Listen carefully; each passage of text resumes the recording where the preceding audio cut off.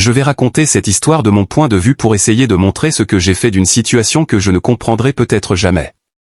Donc, cela a commencé lors de ma première année de lycée. Quelques-uns de mes vieux amis aimaient jouer au basketball après l'école. J'étais dans l'équipe de l'école, donc quand nous n'étions pas en saison, mes 2 ou 3 potes et moi allions au gymnase et tirions des paniers pendant 1 heure environ.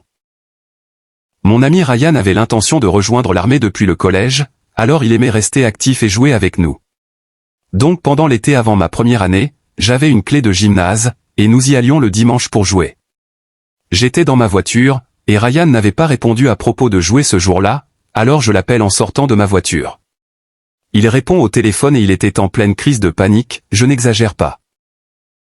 Il me parle alors de cette petite amie qu'il fréquentait depuis environ 4 mois, et que moins de 2 heures plus tôt, sa jeune sœur avait trouvé leur père pendu à la poutre de soutien du sous-sol. J'étais tellement choqué que je lui ai juste dit que j'étais là pour aider de toutes les manières possibles, et j'ai raccroché. J'ai laissé passer quelques jours sans le voir, et je vérifiais toujours s'il allait bien par SMS ou par appel. Ryan allait très mal. Il éclatait aléatoirement en crise de panique au moindre traumatisme, et a dû aller voir un thérapeute. Sans être brutal, je n'aurais jamais pensé que cela le frapperait si fort. Il avait déjà eu des problèmes à la maison, alors je pensais qu'il s'en sortirait plus facilement. Environ 1 mois plus tard, comme tous nos autres amis s'étaient éloignés de Ryan, il a dû me confier qu'il était en quelque sorte pris au milieu des problèmes relationnels des parents de sa petite amie.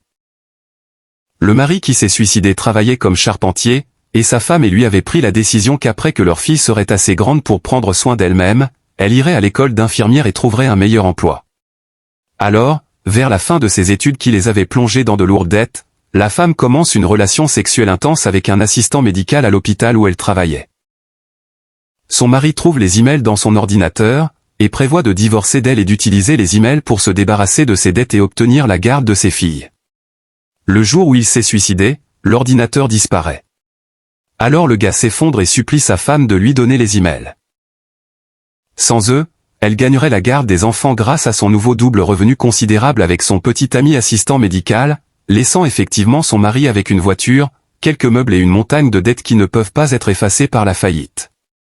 Il s'est donc suicidé, et Ryan était au courant de tout cela tout le temps. La petite amie de Ryan, cependant, ne le savait pas, et j'espère qu'elle ne le saura jamais. Après cela, Ryan et moi étions comme des frères. Il a largué sa petite amie environ 11 mois plus tard, un jour après son anniversaire. Je ne le blâme pas parce qu'elle est devenue un monstre collant quelques mois plus tard. Il devait maintenir une communication textuelle constante, elle appelait toutes les 2 heures et n'avait pas d'autres amis. Elle ne voulait rien d'autre que d'être en contact constant. Cela l'a usé et en travaillant à temps partiel dans une épicerie, il a commencé à traîner avec cette caissière qui a illuminé son monde. Il ne me l'a jamais dit, mais je le voyais s'illuminer quand il parlait d'elle.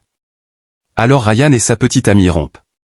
Elle est devenue folle pendant quelques semaines, et elle va bien aujourd'hui, cela s'est passé il y a environ 5 ans.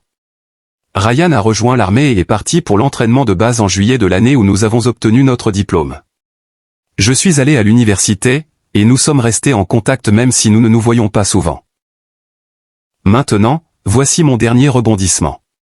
En juillet de cette année, il a eu un congé au travail, et nous étions tous dans un bar de notre ville natale avec tous nos vieux amis. Nous avons abordé le sujet des moments sexuels les plus bas que nous ayons vécus. Ryan nous raconte à tous que lorsque lui et sa petite amie étaient ensemble, il traînait chez elle avant qu'elle ne parte à l'entraînement de volley-ball. Elle va à l'entraînement, et sa mère le surprend en pleine conversation. Alors cette dame s'assoit à côté de lui et lui dit à quel point elle s'est sentie seule depuis le décès de son mari, elle savait que Ryan savait pourquoi son mari s'était suicidé. Elle commence à le câliner et à lui faire une fellation. Il ne l'a pas arrêté. Ryan est en tournée en Corée depuis 1 mois. Il a en fait plusieurs fois gravi les échelons, et il est toujours la personne la plus intéressante que j'ai jamais rencontrée. Pour plus de confessions et des histoires d'infidélité, abonnez-vous à cette chaîne et cliquez sur la cloche de notification pour les mises à jour des nouvelles mises en ligne.